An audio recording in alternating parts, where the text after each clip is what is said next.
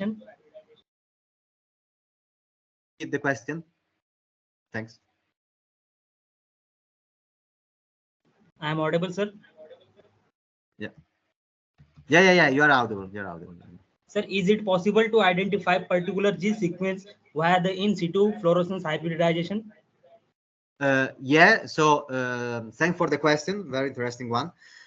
Yes, mainly because we can design the sequence that the probe map accordingly to the laboratory request. So to give you an idea, for example, for HER2 gene, the probe is not mapping the entire gene, but a portion of 200,000 bases. Obviously, it is possible to identify specific sequences, but not very short one.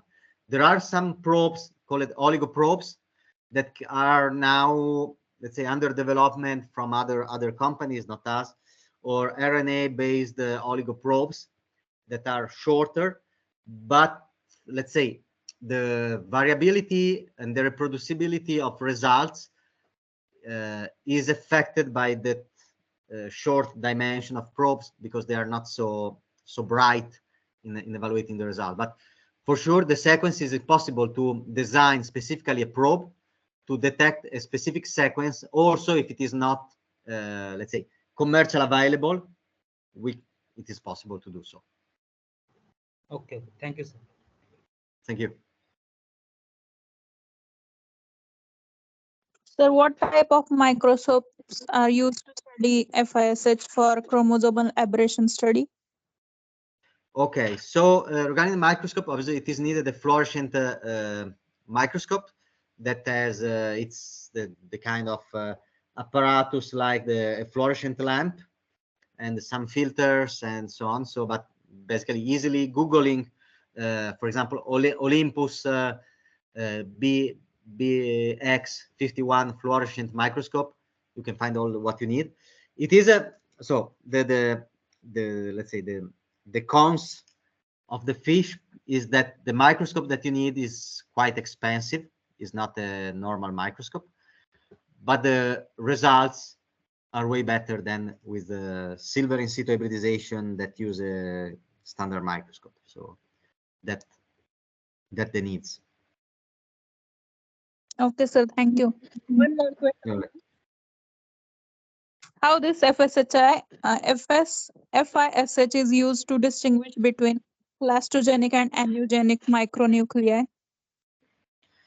Okay, so it is basically all about how we structure the probes and in particular the fluorescent molecules that we link to that probes. For let's say for more cytogenetic studies like bending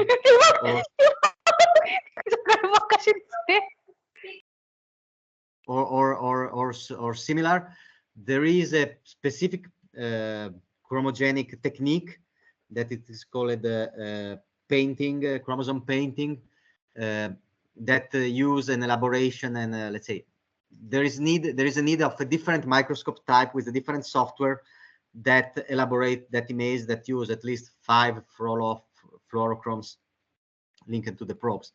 So with fish, with the standard, let's say, fish techniques, you can evaluate easily rearrangements, easily fusions.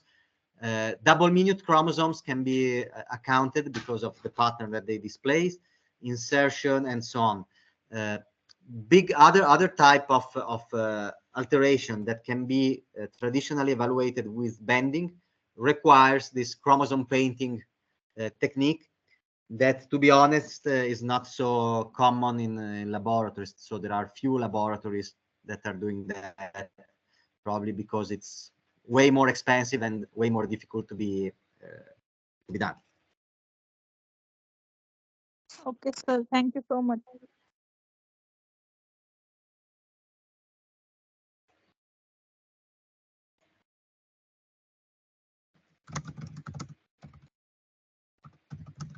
So, Hello.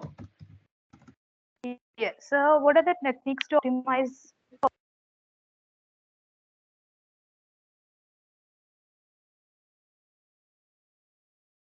Hello? Hello? Yeah, I lost you. Yeah, yeah. So I was asking that what are the techniques to optimize the process? Okay, so other techniques to optimize the process, basically, to optimize, if you mean to optimize flourishing in situ hybridization testing, we can act on the pre-analytical conditions. So once the samples are biopsied or surgical removal from patients, to reduce the so-called ischemic time. So just put those samples, ask to surgeons to put the samples as quick as possible in the formalin box.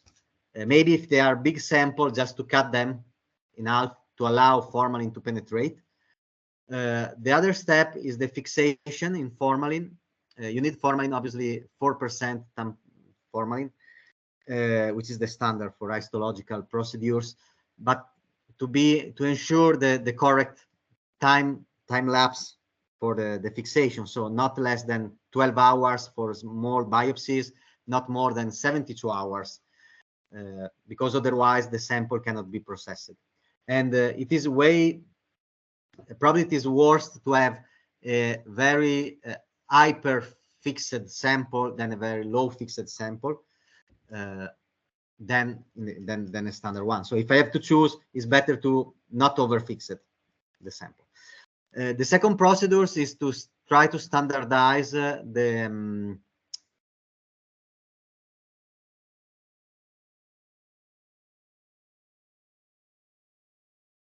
made if you have kits, commercial available kits, is fine because they are manufactured under ISO certification, standardized procedures, and so on.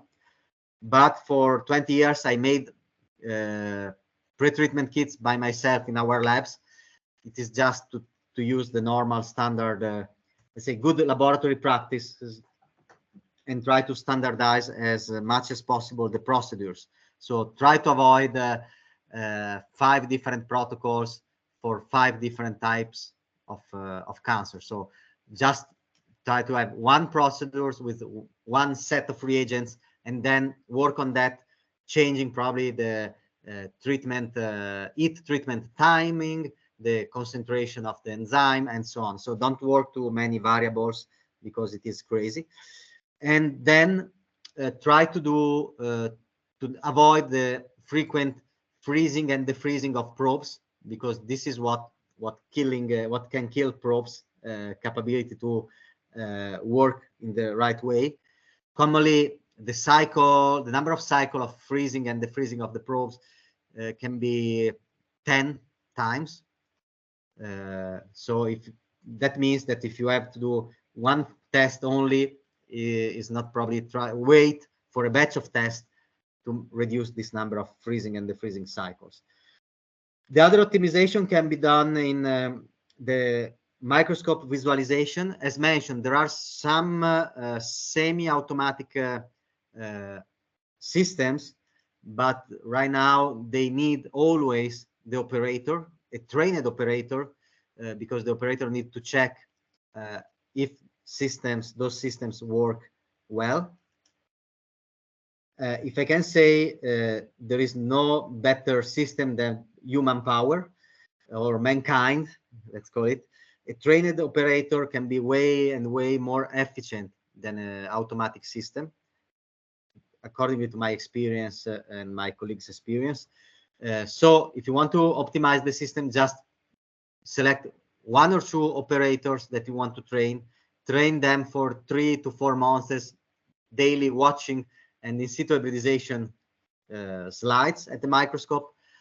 After that, they are very well trained, and so you have optimized the procedure. So this is important, not because of the pretreatment impact the quality of the slide that the operator will go to read, but a trained operator can assess a slide in something like 10 minutes, respect to a not trained operator that can take 1 hour or more to assess the same slide.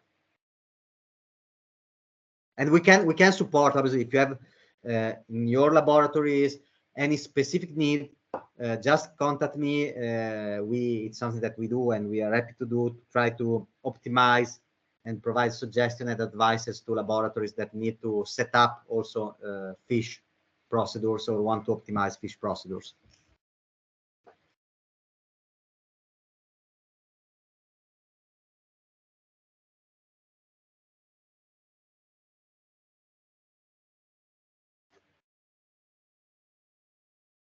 Hello. Hello. So, is there another biomarkers that can be studied under fluorescent in situ hybridization for breast cancer, apart from HER2?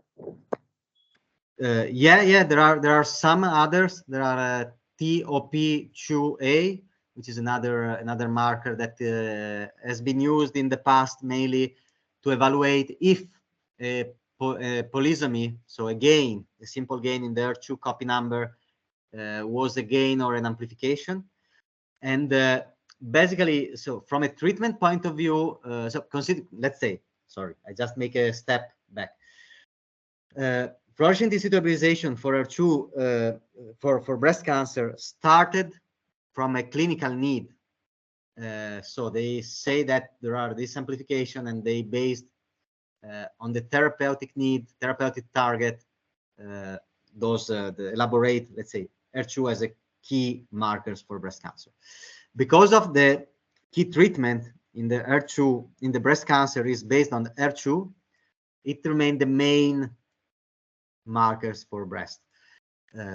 Obviously, let's say what we learned from other tumors type, HER2 is a way, but you can detect also EGFR, which is the epidermal growth factor receptor, can be positive in the breast cancer samples, at least because the HER2 protein is not create homodimers in the surface to activate the signaling, but always match with EGFR. So by evaluating by fish EGFR amplification, you have additional information on the tumor. You can also evaluate eventually, but this is more for, let's say, if you want to start a research project, I would start about ALK or ROS rearrangements, taking, let's say, the point from reverting what is happening in lung cancer. So lung cancers that were or that are ALK positive for rearrangement of ALK or ROS1 positive for rearrangement, develop resistant pharmacoresistancy to specific treatment by amplifying HER2. So the treatment select HER2 amplification in the lung cancer sample. So if we would like to revert it, we can check, but this is a completely new project that I'm suggesting. We can check if a patient with HER2 resistant, positive resistant cancer may have developed some of ALK or ROS1 rearrangement. Another marker that can be useful, but in male breast cancer, not in female breast cancer, in male breast cancer, is the gain of the X chromosome and the androgen receptor. We did a study, I did a study during my PhD, and we demonstrate that males that have a gynecomasty with a gain of X chromosome, they had a higher risk in developing a breast cancer. And in the male breast cancer is a, is a low number of cases, obviously compared to female breast cancer, but because of several reasons. First of all, males are not doing breast cancer screening, at least in Europe. It is a type of cancer that is diagnosed as a very aggressive or late stage. And so we identified that patients with gynecomasty, if they undergone to fluorescent in situ hybridization for X chromosome centromeric specific probe, they have a gain. It's better to follow them up any 6 months to avoid the occurrence of aggressive breast cancer. So that are the markers that I feel can be useful in breast cancer together with the HER2 gene. Yes, sir. Thank you, sir. Thank you very much. You're welcome. Hello, sir. Yeah. So, what kind of probes are best to use?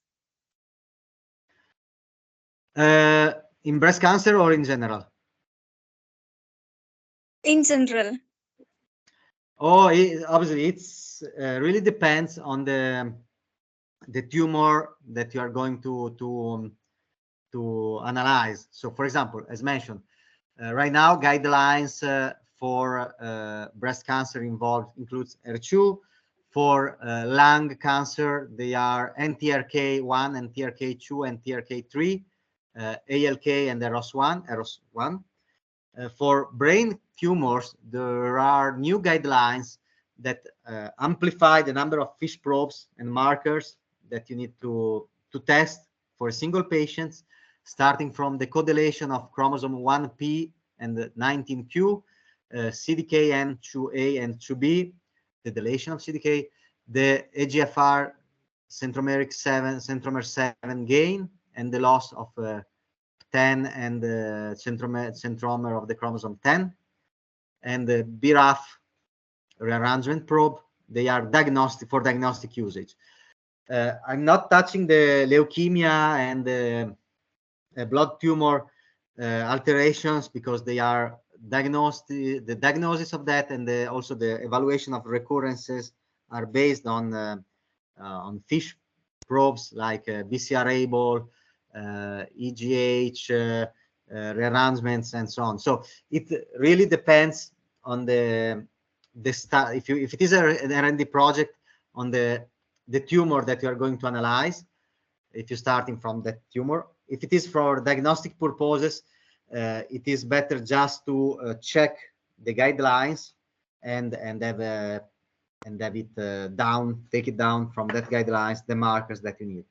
Again, I would like to say, if you have any specific request, just find out, try to reach me out. I try to respond as much specifically as I can, so we can address any specific needs. Yes, sir, sure. Thanks. Sir, Yeah.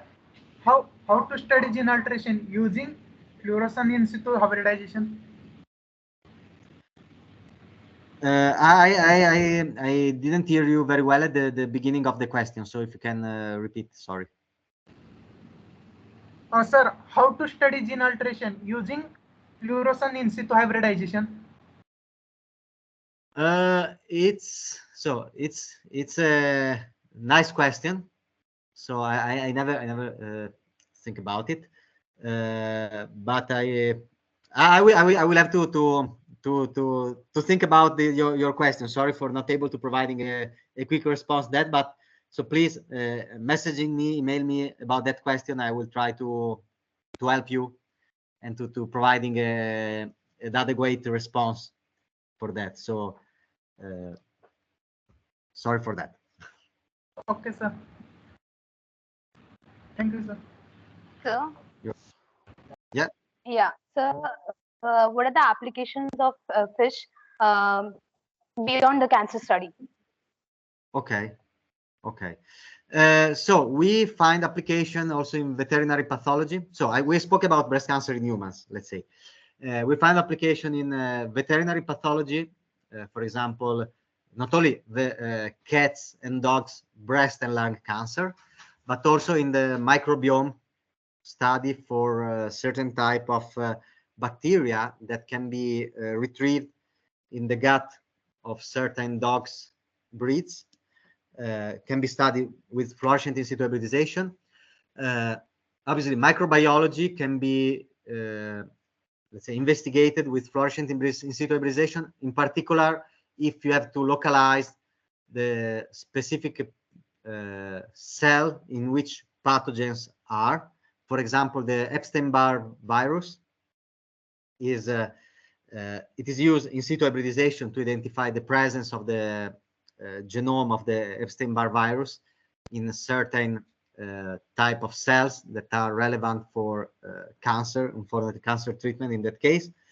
But for HPV, you can do that, and so on. Someone did something for during COVID pandemic to localize COVID, let's say, RNA fragments in the lung specimen from after autopsy to try to see where specifically COVID virus migrate in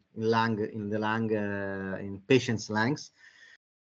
So there are, wherever you need to, let's say, specifically identify DNA or RNA strand, and you need to localize specifically cell by cell the presence of this strand, you can use fluorescent in situ hybridization. So also vegetables, the NGO, the GMOs, vegetables, if you need to identify the presence of a gene in certain varieties, you can do that, and so on. So wide range of application.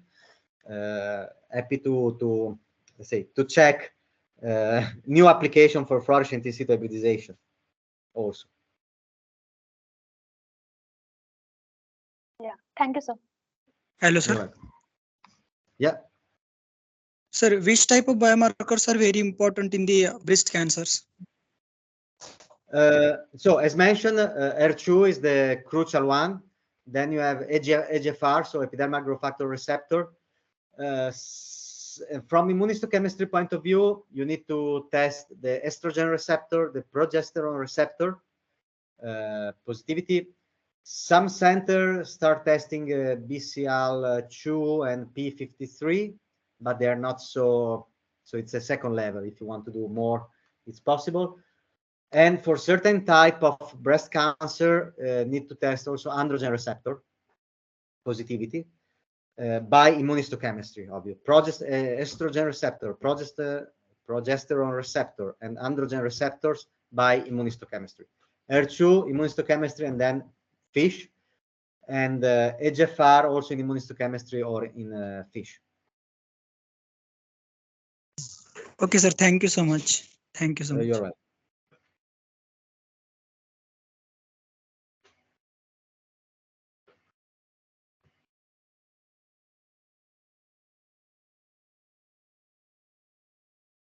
Thank you, sir, for words of wisdom and making us familiar to the advanced technologies which will enhance and open up new opportunities in research field and pave the path of success.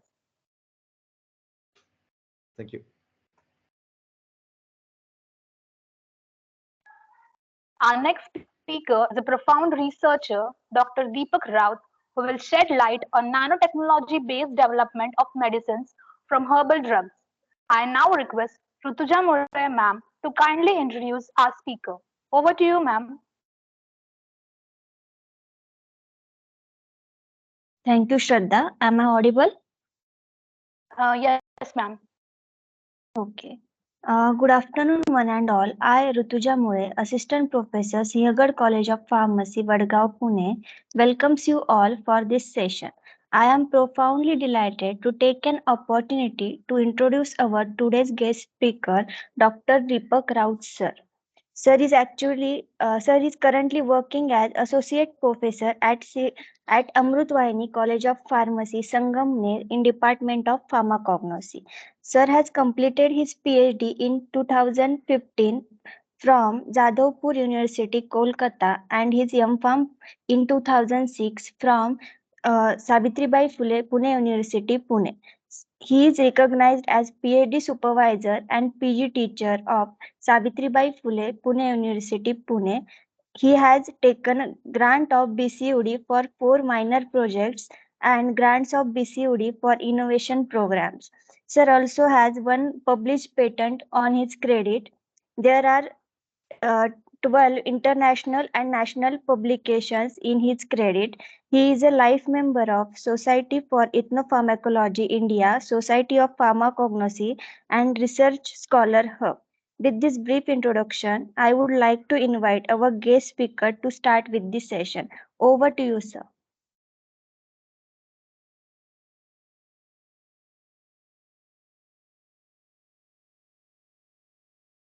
Hello, Raut sir is just now he participating in the session. So, Shraddha, can you please again introduce? Yes, sir. Raut sir just now joined the session. Yeah. Yeah. So, can you just start it again? The session? Yeah. Yes, sir. Our next speaker is a profound researcher, Dr. Deepak Raut, who will shed light on nanotechnology-based development of medicines from herbal drugs. I request Rutuja Mule ma'am to kindly introduce our speaker. Over to you, ma'am. Thank you, Shraddha. Good afternoon, one and all. I, Rutuja Mule, Assistant Professor, Singhgad College of Pharmacy, Vadgaon, Pune, welcomes you all for this session. I am profoundly delighted to take an opportunity to introduce our today's guest speaker, Dr. Deepak Raut, sir. Sir is currently working as Associate Professor at Amrutvahini College of Pharmacy, Sangamner, in Department of Pharmacognosy. Sir has completed his PhD in 2015 from Jadavpur University, Kolkata, and his M.Pharm in 2006 from Savitribai Phule, Pune University, Pune. Sir is recognized as PhD supervisor and PG teacher of SPPU, Pune. He has taken grant of BCUD for 4 minor research projects and grants of BCUD for innovation programs. Sir has one published patent on his credit. There are international and national 12 publications in his credit. Sir is a life member of Society for Ethnopharmacology India, Society of Pharmacognosy, and Research Scholar Hub. With this brief introduction, I would like to invite our guest speaker, Dr. Raut, sir, to start with the session. Over to you, sir. Yeah. Good afternoon, all. Good afternoon, ma'am. Am I audible? Yes, sir. Hello? Yes. Yeah. Let me share my screen.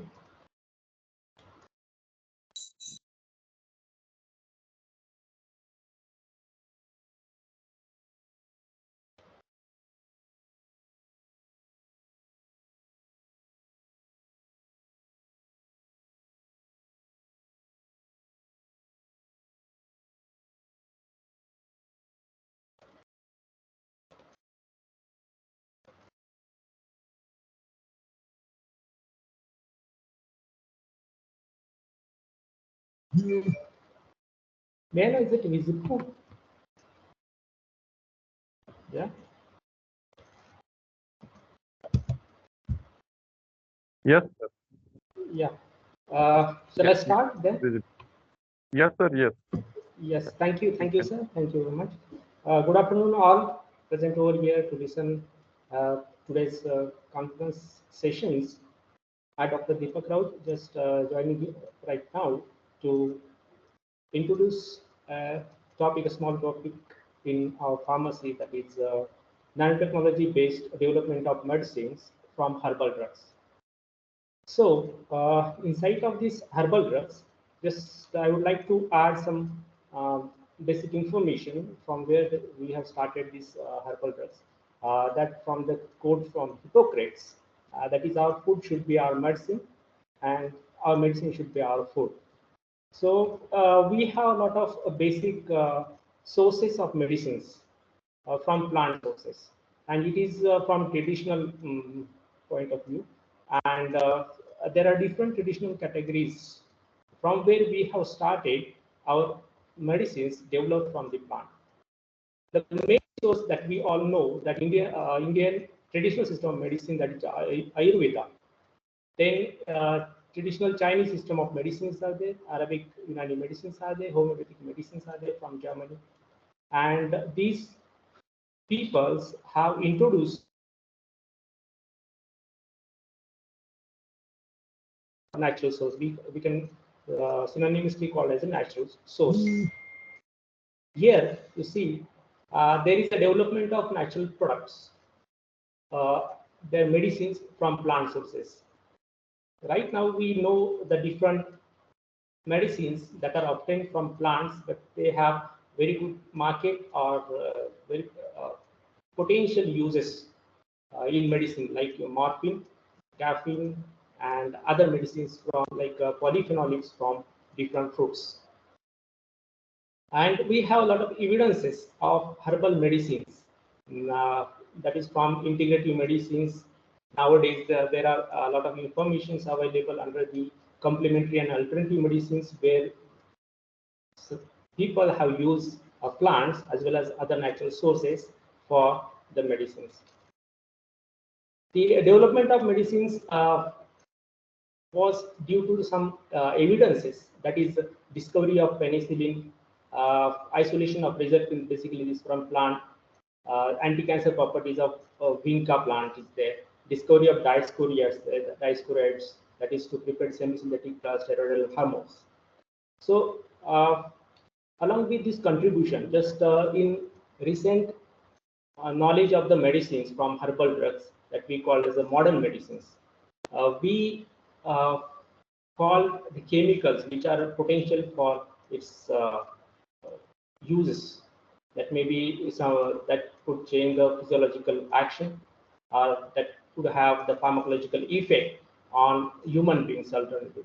And we have started its research from isolating the compounds from the plants to cope up with the modern medicines. So in this case, that we know, we have that natural product chemistry to search of new lead compounds from the plants, which there are involvement of isolation, structural elucidation, molecular degradation, and the biological activity of that particular compounds. So this is a representative example that having anti-infective as well as anti-cancer compounds from the plant sources. And for this purpose, we are using their different isolation technique to get one particular compound which are responsible for that particular disease or particular physiological action.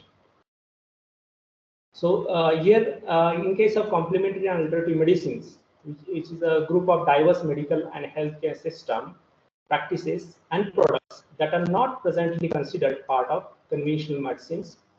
The complementary medicine is used together with the conventional medicines actually, and alternative medicines is used in place of that conventional medicines. So purpose of showing the slides, initial slides, are that there is the importance of the herbal drugs in medicine, and there are a lot of limitations we are just facing in the world. Even the WHO have also faced some standardization issues of herbal medicines, but still the herbal medicines are very potent.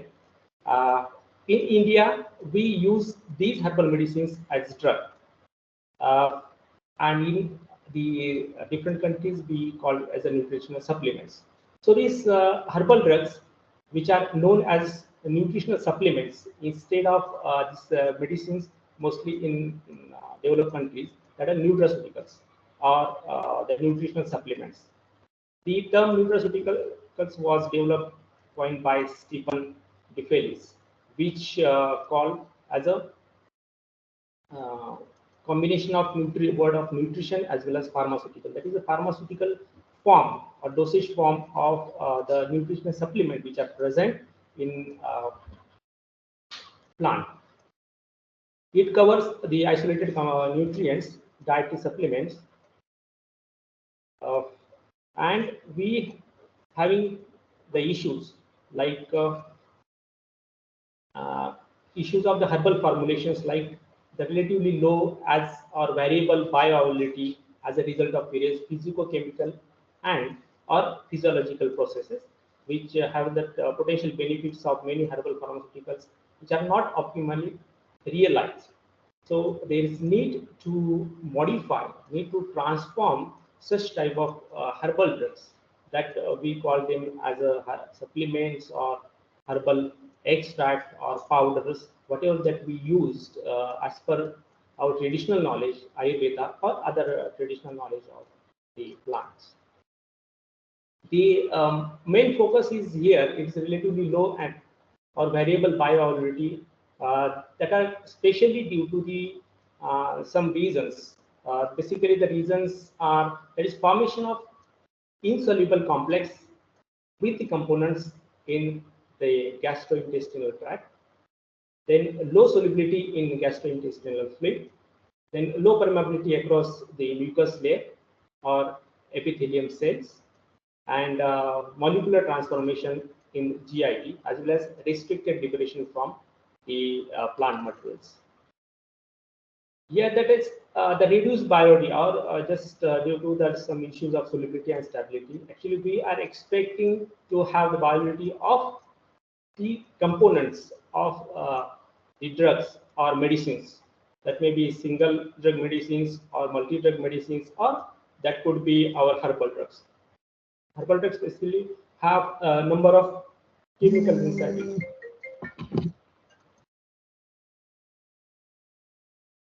Chemicals inside it. So the reduced viability and stability, as well as the permeability of the bioactive compounds in the gastrointestinal fluid, leads to their partial absorption from GI tract during the first pass metabolism. This results in their reduced or almost no biological activity, which is major concern about the researchers nowadays. So this is the thing that in the case of this conventional mode of delivery system, some part, the portion of the extruded drug, either extruded or instigate non-specific toxicity and adverse effect, owing to its understandable biodistribution, and portion or some part of the drug from that conventional mode of delivery that are administered doses absorb and reach the actual pharmacological site of action.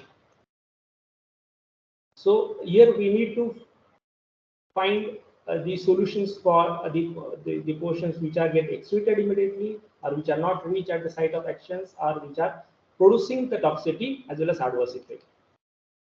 So this is there is need for development of new drug delivery technique, which could have that effective solubilization, encapsulation, and delivery of that actual bioactive compound that leads to excellent bioabsorption in the lower dose, which could produce less toxicity or no toxicity, then reduced frequency of administration, as well as a maintained therapeutic index. So this is BCS classification that we normally use for most of the allopathic or synthetic drugs that we have today in modern medicines. But in case of herbal drugs, actually we couldn't follow this type of system, BCS classification system for the herbal drugs due to its failure.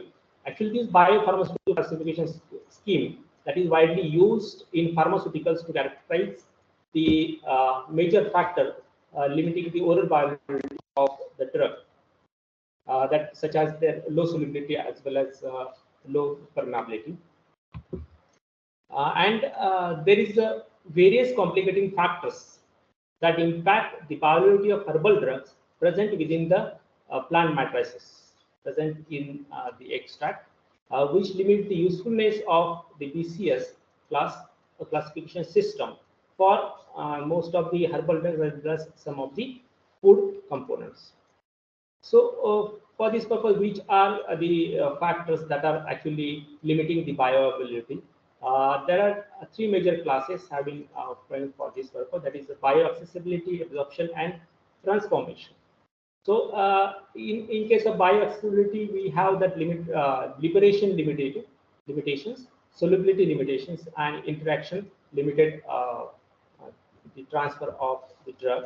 Then in case of absorption, that is a mucin layer transport limited absorption. Then there is a tight junction present in our cells GI tract or the other cell surfaces. Then membrane permeability limited, even though the drug is there in blood, it could have the problems with membrane permeability.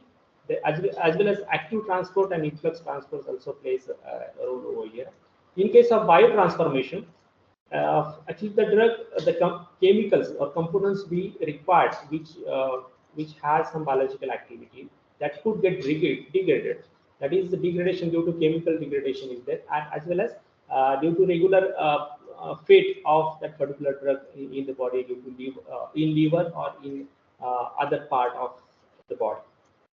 That is metabolism limitations are there. These are the pictorial description of the liberation from the food matrices, then solubilization in intestinal fluids are there, and then interaction and insoluble complex formations are there. So this bioaccessibility, which is related to the herbal pharmaceuticals within the intestinal fluids. Before ingested, that particular drug can be efficiently taken up by the body, and they must be present within the physical form that is suitable for absorption. In case of hydrophilic herbal drugs, this may simply the fractions of the drug that is fully dissolved within the intestinal fluid rather than present in an insoluble form or complex form or crystalline form. In case of hydrophobic nutraceuticals or other hydrophobic drugs, this may be the fraction that is solubilized within the mixed micelle in the small intestinal fluid. This is a liberation limited factors. That is, bioaccessibility may be limited by its ability to release the content from the matrix, from the plant cell. For example, is the carotenoids, which are trapped within the cellular structure of the vegetable. That is not fully released from GIT after vegetable is ingested. Increasing the release of this kind of chemicals from the plant matrices would be an effective strategy to increase bioavailability. This could achieve due to that altering the plant processing conditions like homogenization, sharing. Even we are eating that. If we chew it properly, then we could get rid of this type of problem. Or just by altering the food matrix properties such as composition and structure of that matrices. In case of solubility issues, this is ability to be solubilized within the site of absorption that we call, that is in intestinal fluid. The hydrophobic drugs have low solubility in water, and therefore that need to be incorporated into mixed micelle in a small intestine before they can be absorbed. And bioavailability can be therefore improved by utilizing composition or structure that enhance their intestinal solubility. Then, in case of interaction limited, there is an interaction with the other components in GIT that could arise from ingested matrix itself, or that could be from naturally, which could naturally present within the GIT.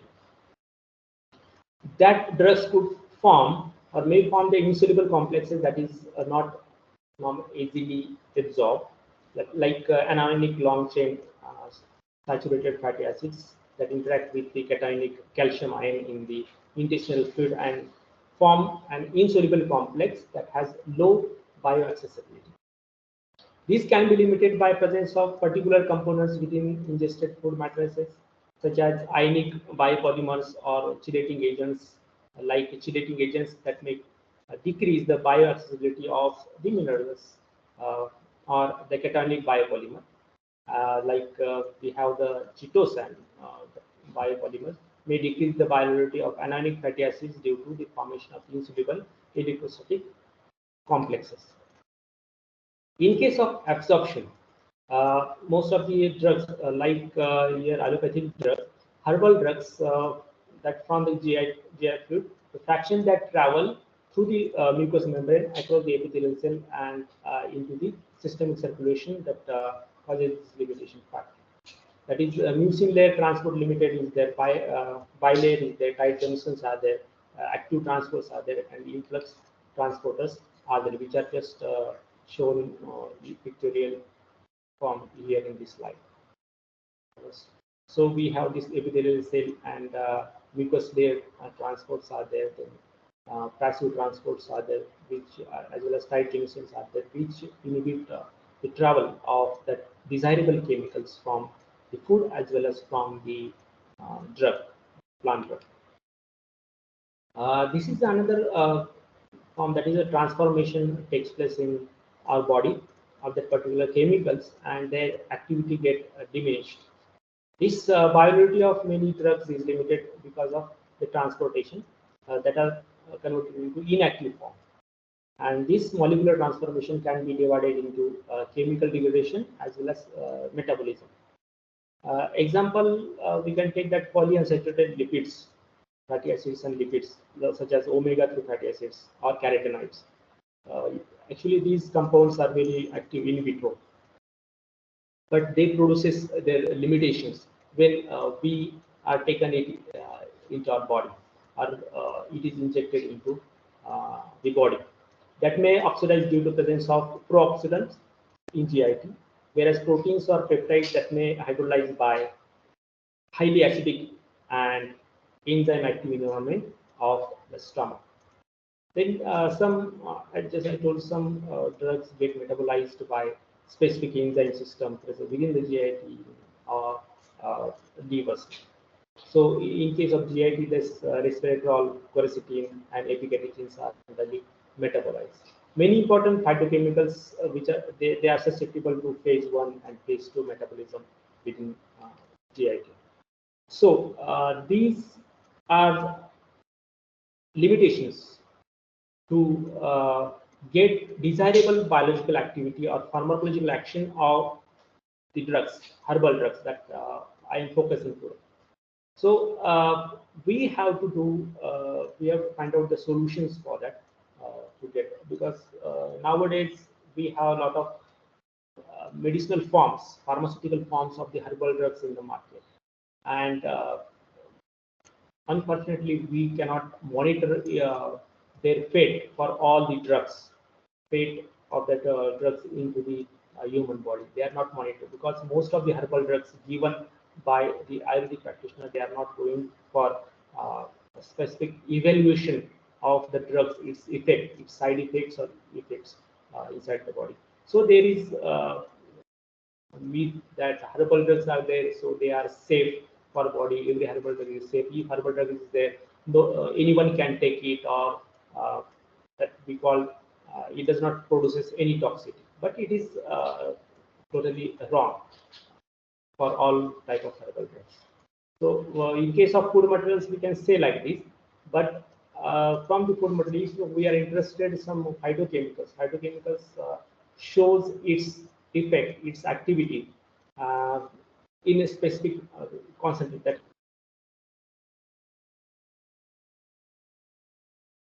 that contain not desirable concentration of that active ingredients that we call as the medicines.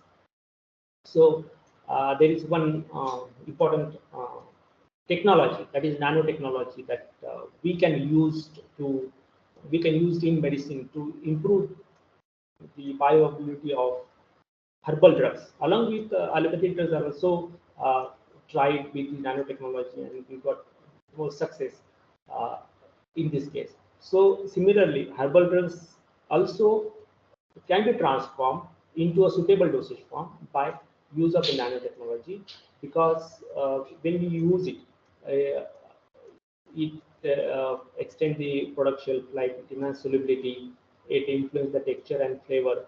Thus, we enable sustained release formulations. Then it reduces toxic effect.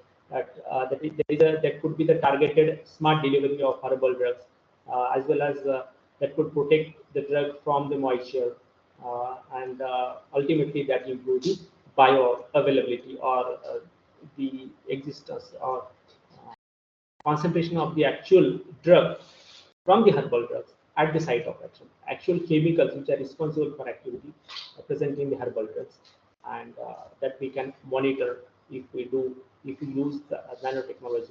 We can enhance that particular activity through the nanotechnology by this way. That is, herbal drugs could be loaded into some matrix, or along with some excipients.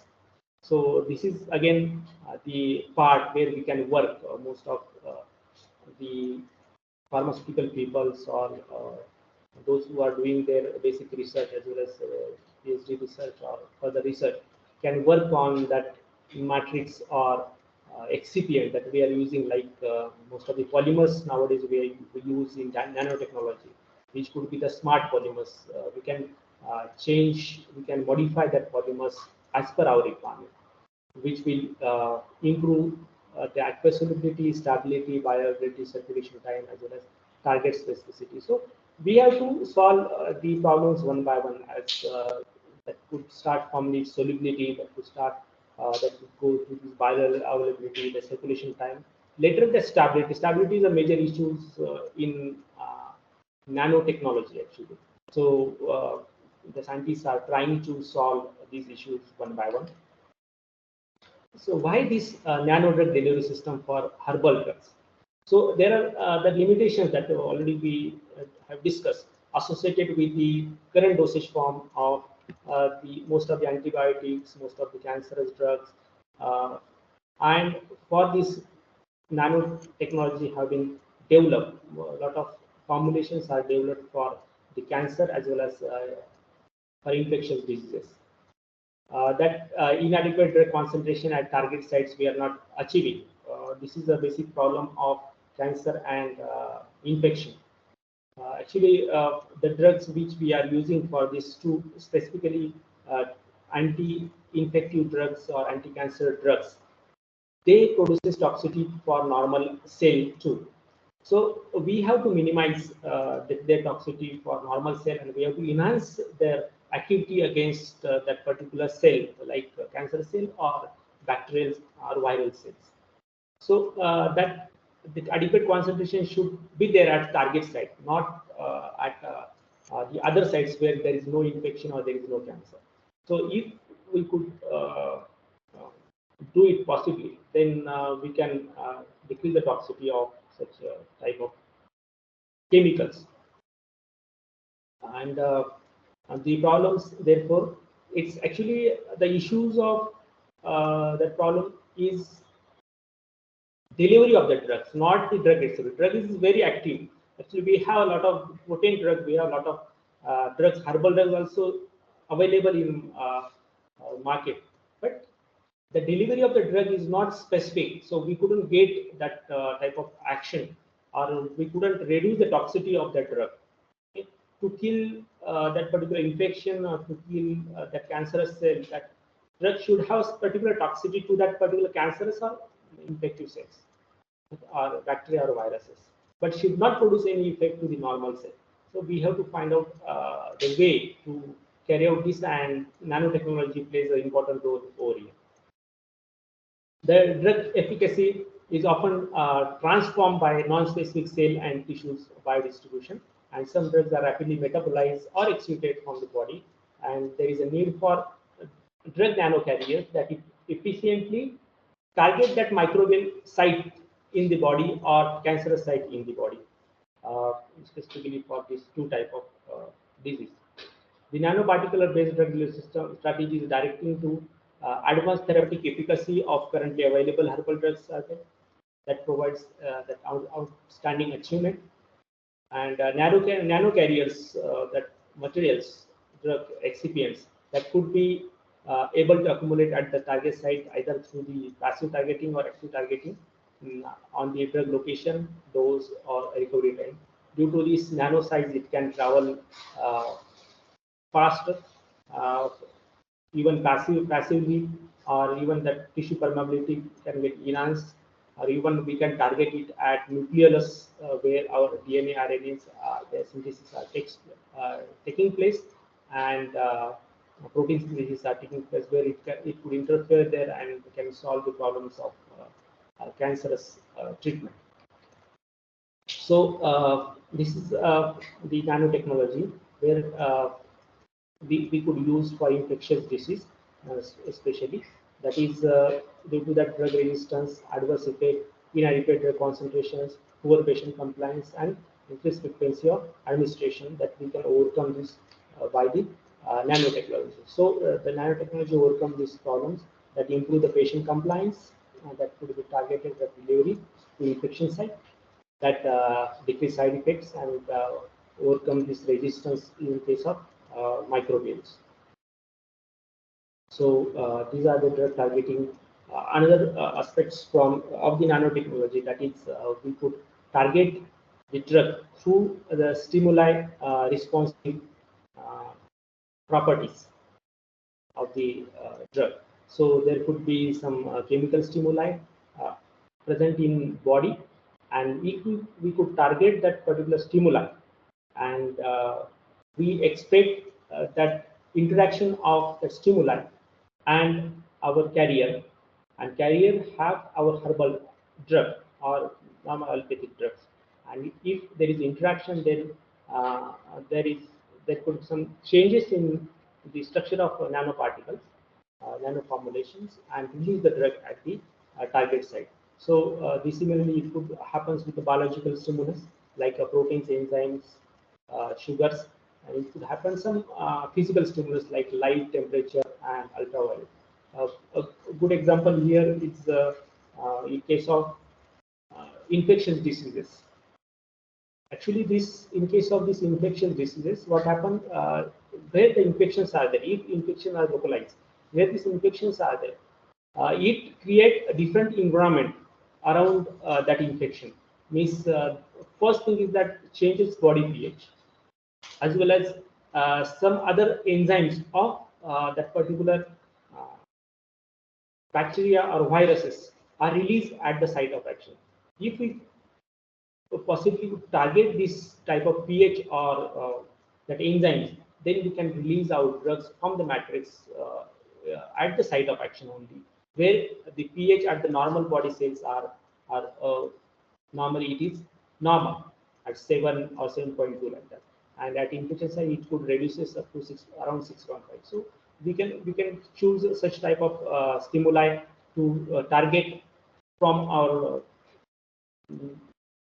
excipient or polymers or change polymers, and then we can release our drug at the target. This is one example that I gave you.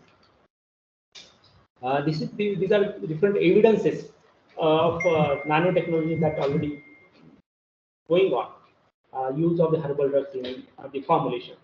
The excellent example is the curcumin that demonstrate the advantage of nanotechnology for the incredible enhancement in its solubility and bioavailability. Actually, curcumin has it's a hydrophobic molecule. It has a very less solubility, and that's why it has some problems, issues to just transport or fit in our body or travel in our body. The potential herbal drugs with several significant properties that include anti-cancers that could enhance when we formulate them into the different forms like a by using nanotechnology. The encapsulation of curcumin along with the magnetic nanoparticles exhibited excellent reduction in cancerous cell in vitro in the synergistic with that of the magnetic hyperthermia, which are already demonstrated, as well as lutein, which are also incorporated into polymeric nanoparticles, so as to enhance the solubility of that lutein. The cream using nanolutein and curcumin for cosmetic applications are also studied.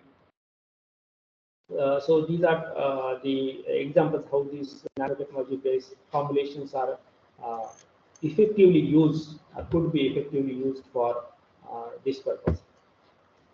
So here, in case of curcumin, just depending upon its different groups present in curcumin, like OCH3 or OH or C double bond O, we have to use that excipients or polymers for this purpose, and we can predict that accumulation or entrapment of that drug in the polymer if polymers are producing some self assembly or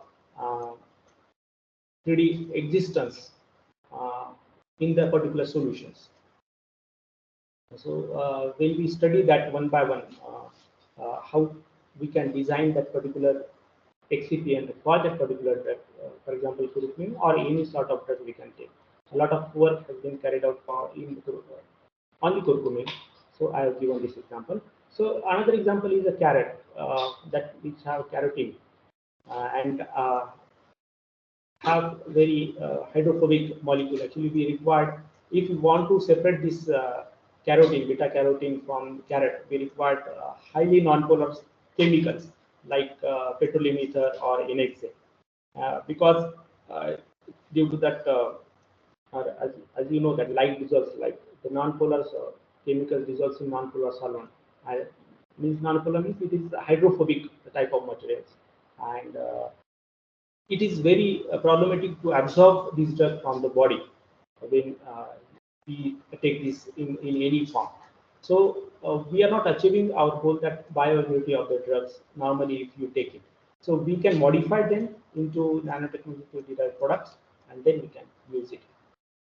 So this is with the help of the emulsifier, the drugs can be incorporated into that by using the polymers and which formation of the nanoparticles are there, then which create the water dispersible formulations, which having the high entrapment efficiency or efficacy of the drugs into the nano carrier, so that maximum amount or more amount of drug we can bring with that formulation or with that excipient and reach at the site of action.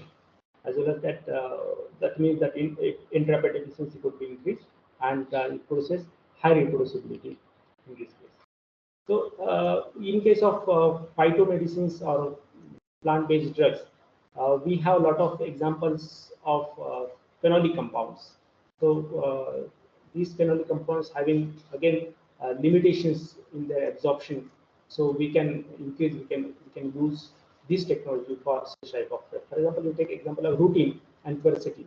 Rutin has some sugar moieties over there, as well as quercetin does not have that particular sugar moiety. So the change in the fate, change in the absorption states takes place in this case, and we cannot control this little bit difference in rutin and quercetin, and we couldn't control their fate, their absorption of their pharmacokinetic in our body when we are given by the traditional route of administration. So the technique we normally have to use here is a chromatographic technique for plant-based drugs to carry out its research work using the nanotechnology. So this is the way why nanotechnology is used in herbal drugs. That is, this nanotechnological developed herbal drugs and functional foods with distinctive trait would have the potential to deliver the unique product to the world. And the development of better characterized and research proven product will help to enhance the consumer confidence in natural product in the rest of the world. This was the reason that I have chosen this such type of research work. There are a lot of applications of nanotechnology in herbal drugs. So we know that there are different metal nanoparticles we could synthesize, we could produce. Then phytosomes are there in case of herbal drugs, liposomes are there, myosomes are there, other lipid nanoparticles like solid lipid nanoparticles, acylins are there, NLCs are there. Then there are especially polymeric nanoparticles where we can use polymer in any one of the formulation type act as a carrier and so on. So what happened with these formulations, nanotechnology based formulations, which increases the solubility as well as tissue permeability of the drug basically, and it has a targeted drug delivery. It could have the controlled drug delivery as well as it might have the responsible drug delivery system.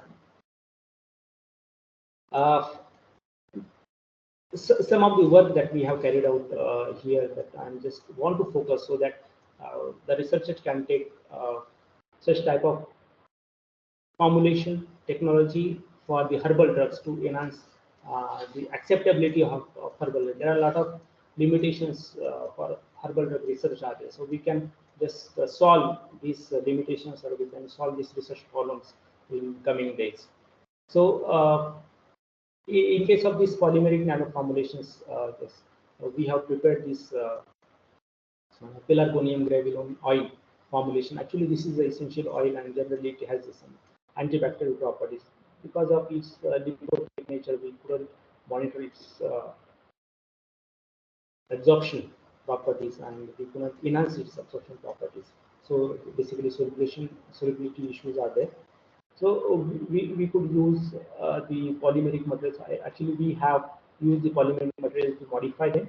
Then we have done that some modifications in the polymer, and we have mixed it with the oleic acid. Actually, there are some drugs, oils or fatty acids which we can use as excipient, as well as we could use for basic enhancement of activity, because uric acid, these type of acids could have the similar activity in the higher concentrations, or low activity in that particular concentration they are using, that could support that actual activity of the drug that we are going to incorporate in it.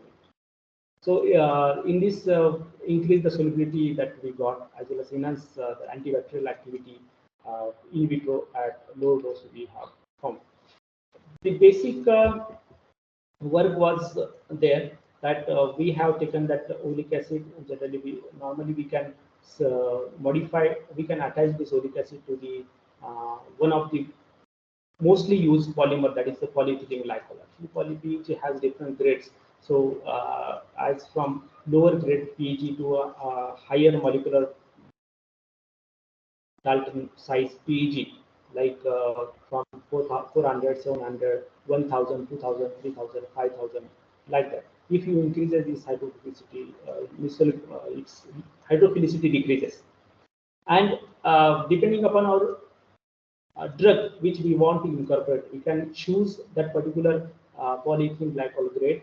And here we have used that oleic acid as well as PEG to make its combination, so that it could have some self-assembly structure, and we could incorporate.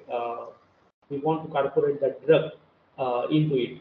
So there is a critical step that we have to choose that molar ratios of oleic acid or fatty acids, as well as PEG of different grades, so that that particular the chemicals could incorporate into it, as well as their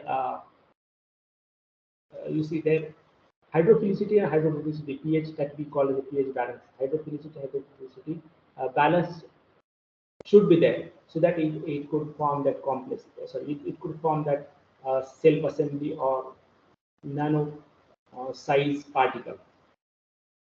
And here we have just mixed it. We have made the reactions and formed this PEG oleic acid polymer complex, and that we have prepared the different formulations with the different grades and proportions, and we have finalized one formulation which could have some basic nanoparticle form tested with particle size analyzer.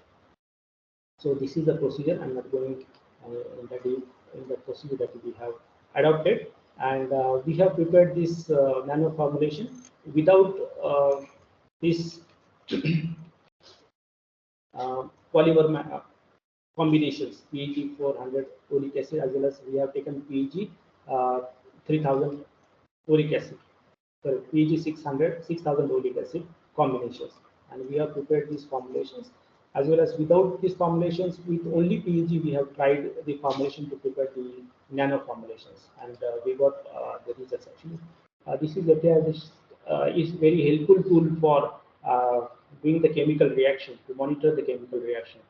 Simply with our TLC. TLC is one of the tools normal routinely is widely used tool for the monitoring the chemical reaction. Along with that, if we go for FTR, then we can understand the reaction formation very clearly. Okay, here you know that in case here you have, you see in this reaction, this oleic acid has large terminal COH group, and if you take FTIR of this Oh, sir, sorry to. yes, hello. Sir, slides are not changing. If I'm not, sir, slides are not moving. Which slides is there? What is that? It is nanotechnology based delivery that protects the against it. All parameters you have explained. Now we are at that slide only. Okay. But sir, am I right at your end? No, actually, just I'm sharing it again. This one. Is it visible now? Does it at my end, it is no. At my end, it is all parameters only. Improves the viability, then reduce the toxic effect only. Someone please help. Is there any issue at my end? I don't know then. But sir. Hello, ma'am. Yes. Hello, ma'am. Ma'am, it's your network problem is there. I think Yes, yes. slides That's are why. moving there. Check it again. That's why. That's why I mentioned whether it is at my end. I don't know. Okay. Thank you. Thank you. Sorry, sir. Sorry. Is it Sorry to visible bother. now? Is it visible preparation and synthesis of Yes, sir. copolymer? Is it? Yes, sir. Okay. So you see, this is oleic acid. Actually, this structure of oleic acid have terminal COH. So we could easily predict whether the formation of the chemical reaction is there or not. And this sorry.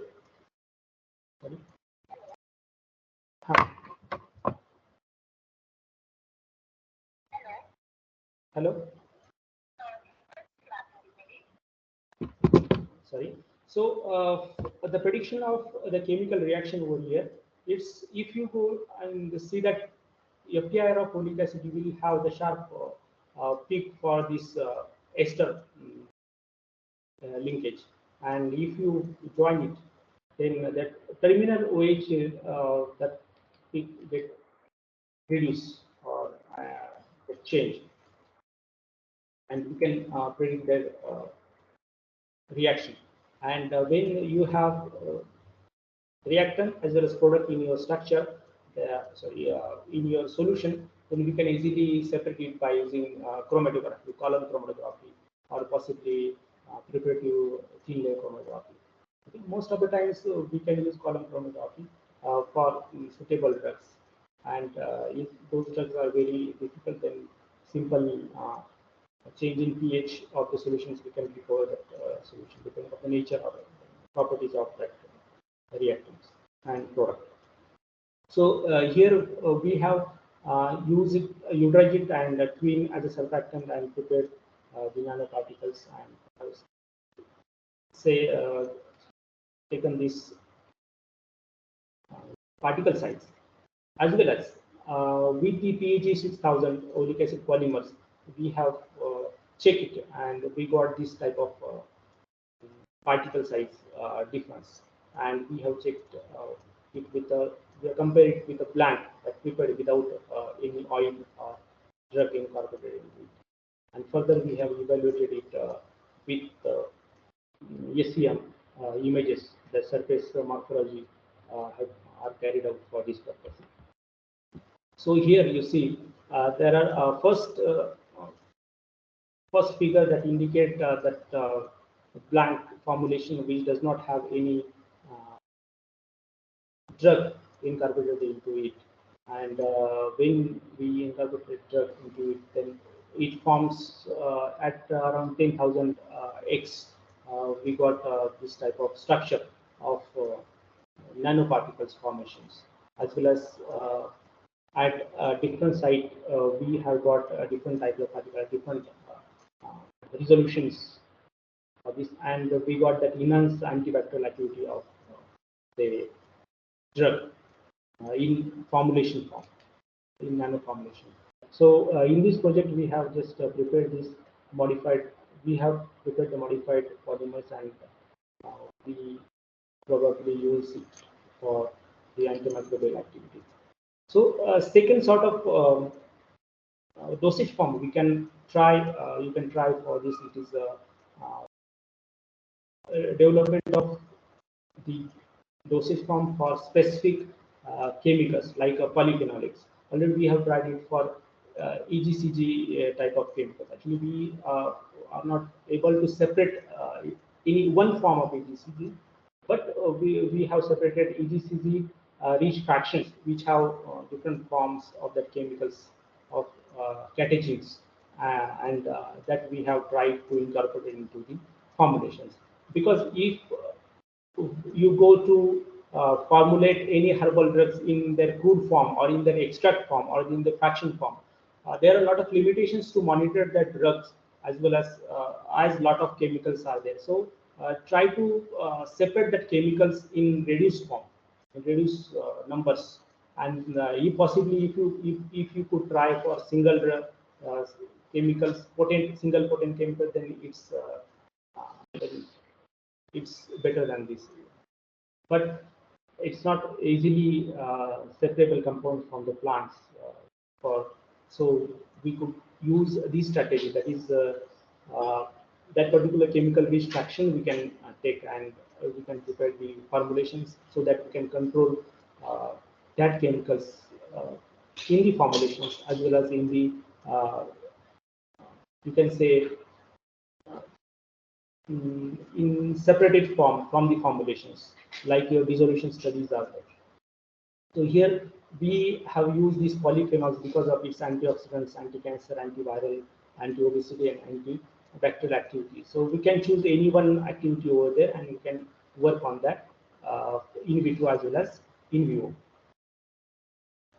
So this was our purpose, that is extraction of that EGCG, then polymer selections was there, then formulation studies and evolution of that, and in vitro activity of that formulation. So we have tried to separate these EGCG fractions. So we have check it, analyze it by thin layer chromatography, which we have separated from this column chromatography.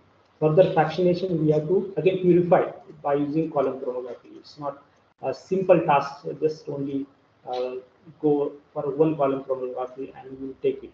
No, there are a lot of chemicals can appear in one spot, that even you got that one spot on TLC, 3-4 chemicals could be there. So further you can purify that by changing the mobile phase of the column chromatography.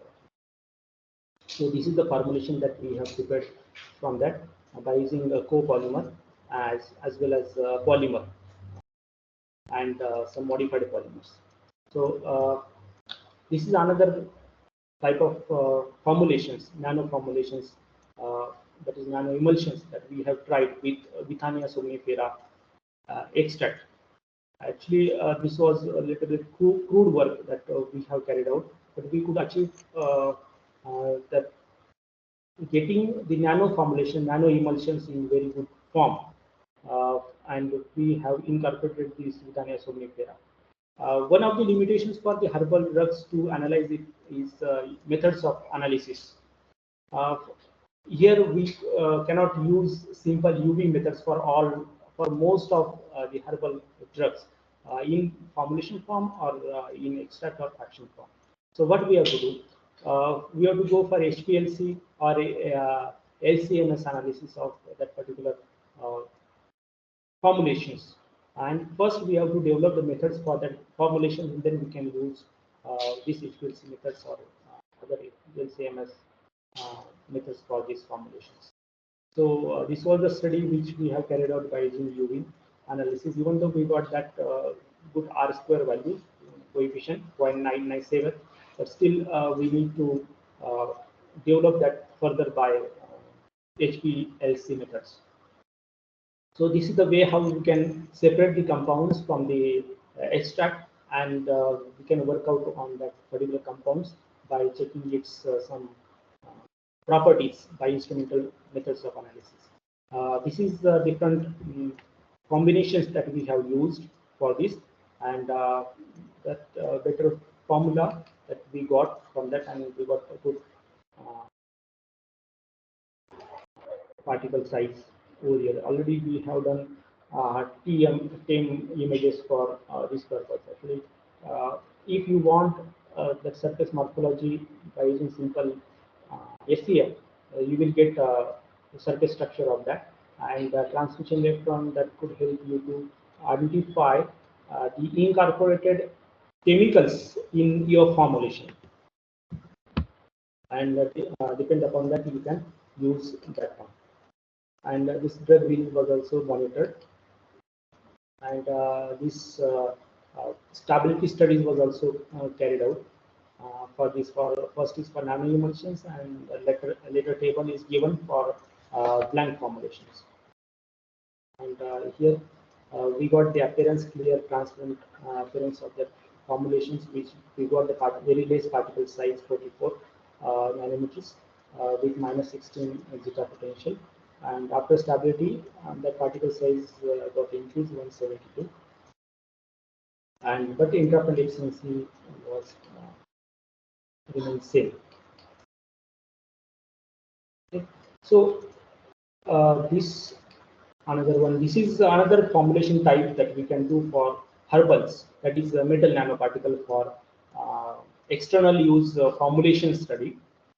Generally, this metal nanoparticle like silver nanoparticles or gold nanoparticles, if you use for anti-infective, antimicrobial study, antimicrobial purpose, then this is a part of study.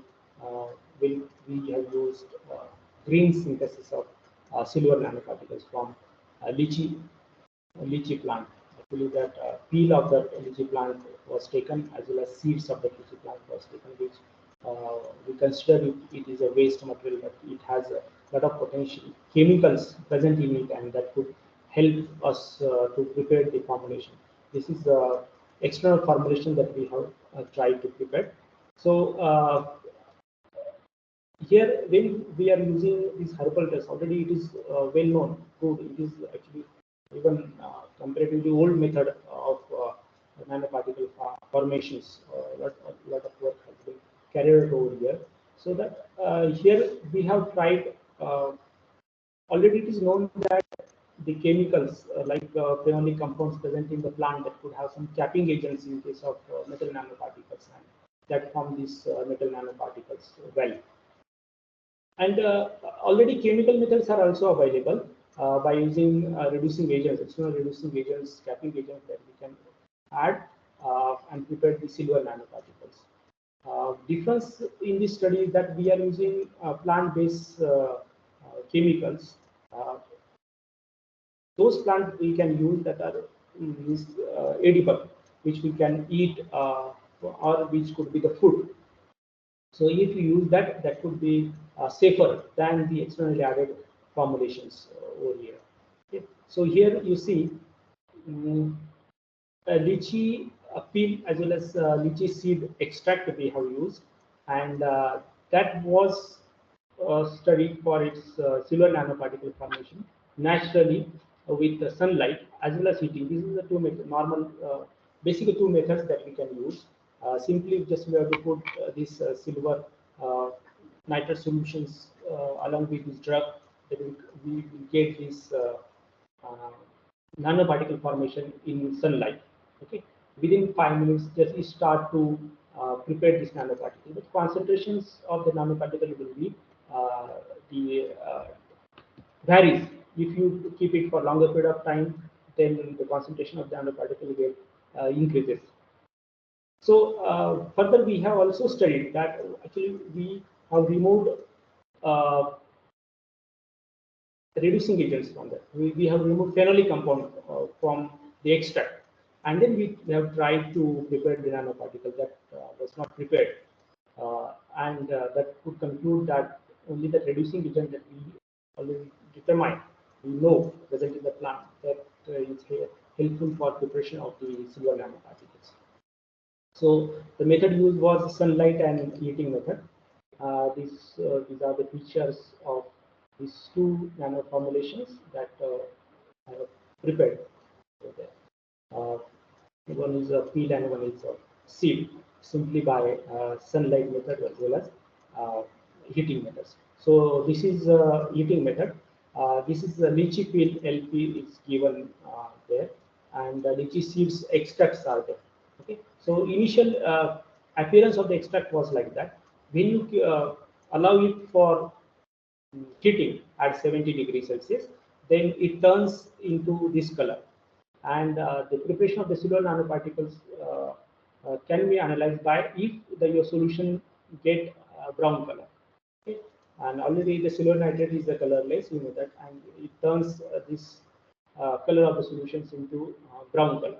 So you can immediately say that there is a formation of the silver nanoparticles. Further, you have to analyze it, silver nanoparticles. So there is UV methods, given methods is there for preparation of the silver analysis of silver nanoparticles. So the first A graph that you see, this is for UV analysis absorption between 200 to 800 nanometer. which does not show any peak at around 420 or 400 nanometers. So that indicates this is a range where we conclude the synthesis of silver nanoparticle. So in B, there is a formulation with a lychee seed as well as C with a lychee peel, that we got this peak due to the formation of silver nanoparticles. And we have monitored this in sunlight as well as in heating at different time interval. So you see in below peaks, UV peaks, if you increase the time period, then the nanoparticle formation that increases. The peak that indicates the concentration of height of the peak indicates the concentration of the nanoparticle that you got. But at certain time, it gets stopped. Okay, so you have to, if you try to identify the certain type, that there is no more higher rate of formation of nanoparticles, then you can stop that synthesis of nanoparticles. Okay, this was the study of nanoparticle formation, particle size of the silver nanoparticles.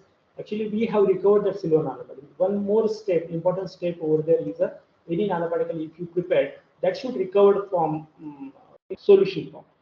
Okay? It is there in solution form. Mostly, if you are preparing this solution or liquid nano formulations. So from that solution, you have to recover it just by one or two ways. Simply, you have to remove this any unwanted substance than the nanoparticles. Okay, there are a lot of aggregations aggregations can form in your formulation. That could be from excipients, or that could be from interaction of drug and excipient, or that could be from solubility of drug into your formulation. Okay, normally in most of the formulation what we use the different solvent evaporation method, where we are dissolving solubilizing our drug into one solvent and we are adding it into the other solvents, which is a opposite polarity. Means hydrophobic materials we are adding into the hydrophilic or water-based materials, which are stabilized with PVA, or which are just added with surfactant, so that the nano formulation will form. But in this case, what happened? There could change in the solubility of the drug material.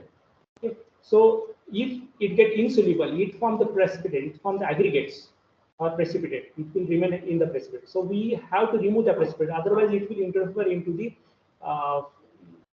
entrapment efficiency, determination of entrapment of that drug. So initially, you can use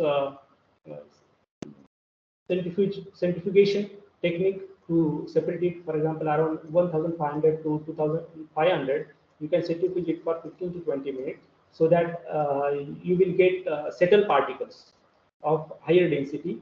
The particles get settled. That particles are of mostly for from that aggregates, okay, which insoluble materials remains into the solution.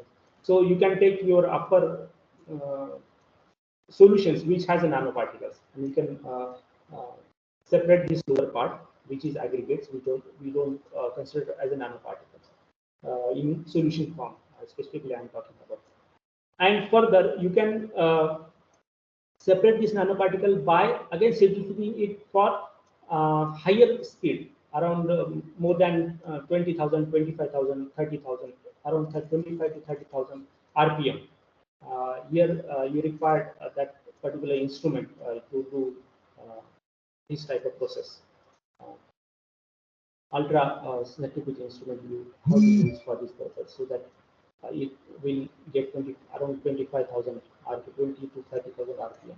And you do it for 20-30 minutes or half an hour, then you will get the separated nanoparticles form, and you can remove the upper solutions which does not contain any nanoparticles, and you can rinse it, you can wash it with either buffer solutions or water solutions as per your requirement, and then you can redisperse it into the buffer solution or water solutions, and then you can measure the particle size of that formulation. So this is the particle size which we have measured by this way, and this lychee we got the particle size around 190 from sunlight as well as around 120 from heating method. And that's for seed is 99.40 and around 79 from heating. So we could easily understand the formation of these nanoparticles. So these are the same and same images of these nanoparticles that we have produced. Right hand side you can see there's blank, it is for blank formulation. Background pics are there. Sorry, background image are there in SEM. So in TM and in SEM surface images, here are the particles that how it look like for lychee seed hitting metal nanoparticles and lychee peel by hitting metal nanoparticles. So below are the images for HRTM. Already, if you are interested to know whether it is hardcore form inside the nanoparticle or it is some core exist and drug which are present over there that exist, that for this purpose to analyze that you can use HRTM. Actually this is a silver nanoparticle. It is actually hard core is there, no any core space observes inside the nanoparticles. Okay, so this indicates that there is a formation of silver nanoparticles. The another method you can use for formation of this. Okay, this is the figures for TM image for these heating methods and the TM images for others. So these are the very fine images taken at high resolution to check general particle size of it. Actually, in case of zeta sizer we use that gives the average particle size. Actually, I have quoted that figures above, that average particle size of the solution that based on LSD scattering laser scattering principle. And here individual particle is counted. Actually, for to determine the average particle size, we have to count more and more particles, and that was not done over here. It's not normally possible to count for a longer period of time because the instrument is very we can do it, but it takes a longer time to do that. So this is another experiment we can do to check whether there is a formation of this appearance of the silver. If in initial stage, if we remove the solution from the silver nanoparticles, and if you take only nanoparticles from it, then there is no chance of getting any silver nitrate present over there. So we have to remove that silver nitrate by washing at the level of let's say centrifugation. But and then if you take this sample over here, then we could understand that there is a formation of the silver nanoparticles. So the contribution of the silver over there can be determined easily. So this was the study that we have used this type of this experiment, that we have removed, we have detected the phenolic compound, that is gallic acid equivalents as well as quercetin equivalent chemicals that we have detected by well-known methods, and we have removed that one, and again we have tried to prepare the formulation, but that couldn't form. So this is a synthesis of nanoparticles. This figure that indicates after removal of phenolics and synthesis of nanoparticles, that is before removal of phenolic, that clearly indicate there is no formation of silver nanoparticles when you remove that phenolic compounds from the plant. So for this we have just used this one. We have used this for antibacterial activity. So we got this antibacterial activity of that. And that concludes that secondary metabolites which are present over there, which are phenolic, that is responsible for formation of the silver nanoparticles, which acts as a capping agents. And the method of that already we have used is green approach method that are for that. Okay, this was our research group that we carried out this year. Okay, so this is a little bit information about that applications of nanoparticles in synthesis, development of drug from herbals. Similarly, as your allopathic drugs, we can use the herbals for synthesis of nanoparticles, and that could have better efficacy in case of cancer or infectious disease. We could have some success if you go to develop further formulation and eliminate, you can say, toxicity of that formulation. So thank you. So these are the contribution of study from our department. So thank you very much. If you have any question, then student, you can ask your doubt.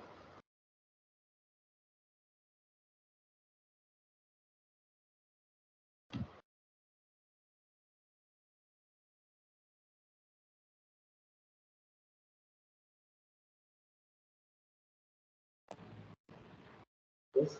Hello, sir. So, what are the challenges of developing nanotechnology in medicine? Challenges like this I have explained here. Bioavailability, solubilities they are basic challenges, but most challenge is the stability of the drugs. When you are using allopathic drugs or synthetic drugs, or there are more challenges in case of herbal drugs than the allopathic ones. The most challenge of herbal drugs preparation of the nano formulations is that the method that we are using for analysis is somewhat tedious, and we have to work on more and more in that case. And normally we use either extract or fractions, or even we have used that reach fractions, that particular chemical reach fraction. Then still there is a problem of analysis in case of intracontact efficiency, or in case of you say dissolution study, or for kinetics of that particular drug in vitro. Thank you, sir. Yeah.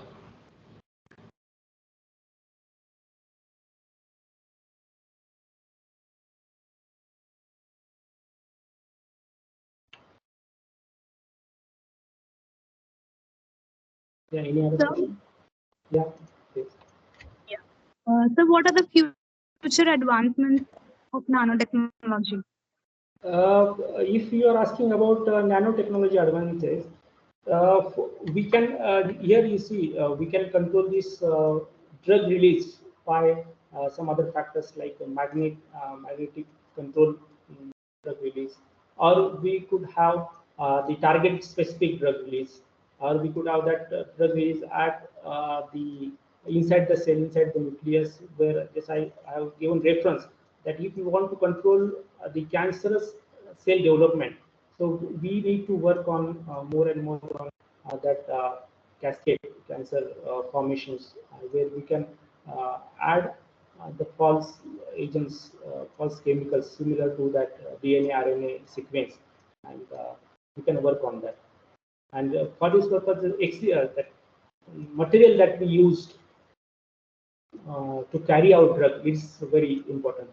Apart from that, targeted drug delivery by using responsive materials are also important over here, which we can work more.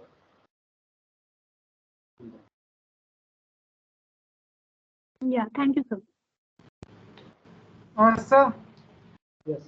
How is nanomedicine looked by regulatory agencies? Yes, it's a very it's not normally accepted by regulatory agencies. We have to work on that because of the stability issues of material that nanomedicines. So if we try, like phytosomes are one of the case where it is accepted and it is patented technology, phytosomes, where phytochemicals are added into that. Similar liposomes are also tried, which are accepted by the regulatory, but there are still problems for a lot of nanomedicines to accept by the regulators. Okay, sir. Thank you, sir.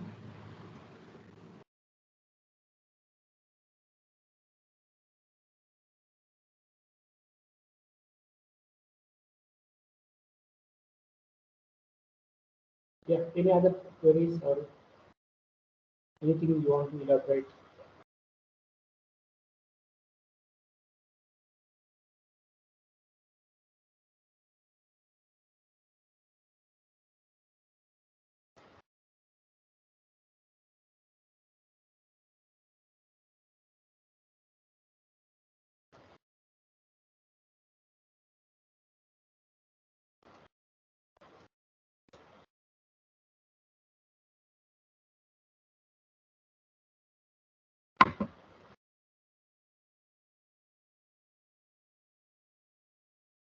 Yeah.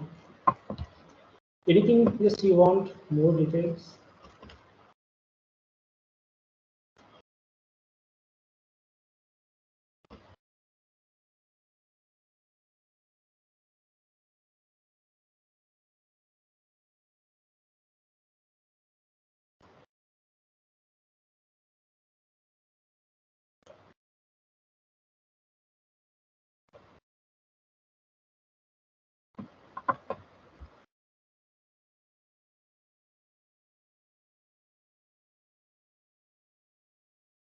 Okay, I think there is no queries. So Yeah. we could proceed to the further session. Thank you, sir, for elaborating on the topic. Your guidance and experience will definitely boost our creativity and evolve our skill sets. Also, it will create inquisitive thinking and reshape our career.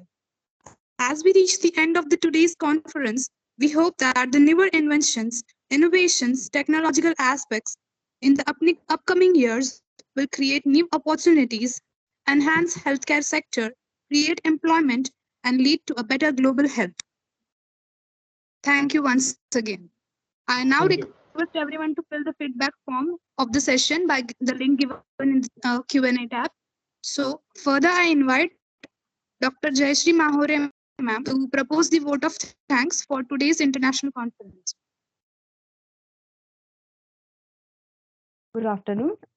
I, Dr. Jayashree Mahore, Associate Professor, Department of Pharmaceutics, extend my heartfelt gratitude for making this international conference a resounding success. Shaping the Future of Health, an international research conference organized by Swalife in collaboration with Center for Drug Discovery and Development, Singhgad College of Pharmacy, Vadgaon, Pune. It has been an enlightening and enriching experience for all of us. Visionary leadership and commitment of Honorable Professor M.N. Navle, Founder President, Singhgad Technical Education Society, Pune, Dr. Sunanda Navle, Founder Secretary, Mr. Rohit Navle, Vice President HR, Mrs. Rachna Ashtekar Navle, Vice President Admin, Singhgad Technical Education Society, Pune, have paved the way for remarkable advancement in academic and administrative endeavors. Your support has empowered us to take bold steps, implement innovative ideas, and create an environment that fosters creativity, learning, and personal growth. I would also like to extend my gratitude to Dr. Rajesh Patil, Principal, Singhgad College of Pharmacy, Vadgaon. Your belief in importance of academic and scientific exchange has made a significant impact on the success of this conference. First and foremost, I express my sincere appreciation to all the speakers for sparing their valuable time. Dr. Lakshmi Balasubramaniam, Consultant Bioimage Analysis, CCAM Bangalore. Dr. Pramod Kashid, Senior Director, Clinical Trials Management, Midspace Singapore. Dr. Kishori Apte, Founder, App Research Foundation, Pune. Dr. Andrea Otto, Founder, OACPI Limited, Italy. And Dr. Deepak Raut, Professor, Pharmacognosy, Amrut Vahini College of Pharmacy, Sangamner, who shared their knowledge, insights, and research findings during this conference. Your expertise and dedication has immensely contributed to exchange of ideas and advancement of knowledge in respective field. Your presentations have been thought-provoking and inspiring as well. Thank you one and all. I would also like to extend my gratitude Dr. Praveen Bade, founder, Swalife Biotech, and associate professor, Department of Pharmacology, SUP, and Mrs. Ashwini Bade, founder, Swalife Biotech, for their instrumental contribution in making this event possible. I'm thankful to Ms. Nishigandha Jadhav, Ms. Nihal Veer, Ms. Saili Murkar, Ms. Riya Khede, and Mr. Sujit Chauhan, junior researchers, Swalife Biotech. My faculty colleagues from Singhgad College of Pharmacy and volunteer who work tirelessly behind the scene to ensure the smooth execution of every aspect of this conference. Your dedication and hard work have been commendable, and I'm grateful for your unwavering commitment to the excellence. I would like to extend my gratitude to the delegates and the participants. Last but not the least, I extend my thanks to all the attendees who actively participated in the discussion, asked insightful questions, and engaged in lively debates. Your active involvement has made this conference truly interactive. So as we conclude this international conference, let us carry forward the spirit of collaborations, knowledge sharing that we have witnessed here. The connections we have made, the ideas we have exchanged, and the insights we have gained will undoubtedly lead to further progress in our field. So once again, thank you one and all for the part of this event. We look forward to meeting you all again in near future. Let's continue to work together in the advancement of science. Thank you. Thank you one and all.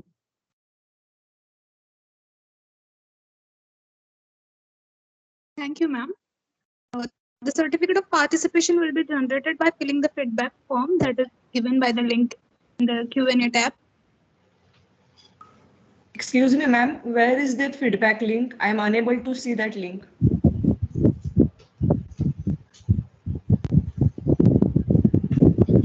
It's in the question and answer tab. But it is not visible, sir. Question answer tab is not visible for us. Okay, it's not visible. Yes, sir. Yes, sir, it is very much there. It is there. It is there. Where, sir? The question and answer tab, if you see at the top side,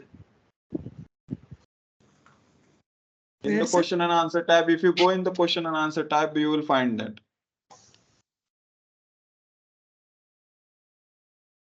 Okay. Before finishing, I just want to give a short vote of thanks from my side as well.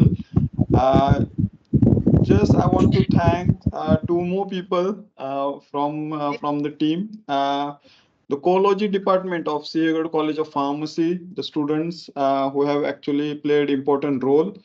Also, I like to thank the organizing committee, especially Swarda Madam, Shinde Madam, Aishwarya Madam, Sonali Berde Madam, Rutuja Mule Madam, and Pranali Madam, who has actually played important role, and also our non-teaching and teaching team from SCOP. Definitely thanks to all the audience who has actively participated. Thanks. I would like to now request everyone to switch on your cameras. So we'll have a group photo.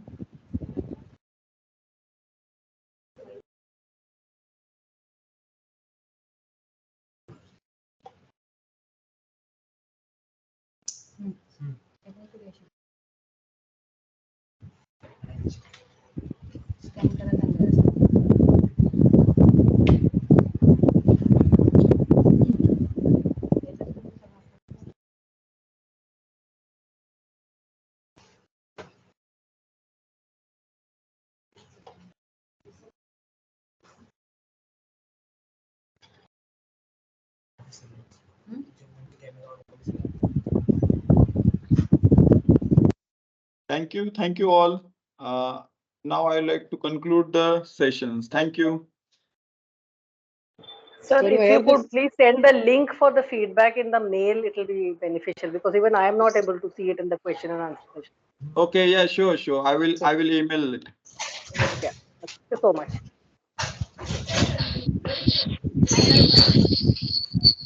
Thank you.